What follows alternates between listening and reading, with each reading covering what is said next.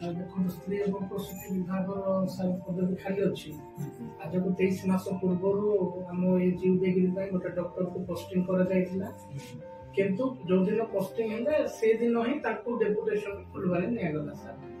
तो बर्तमान देखो आम अंचल के गर्भवती महिला माने असुविधार सम्मुखीन होती सर।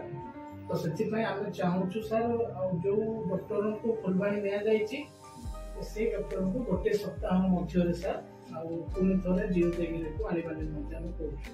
तो संगे संगे आम जीवदेगिरी सर देखो आप तो जानते सब विशेषज्ञ डाक्तर पदवी सर खाली रही।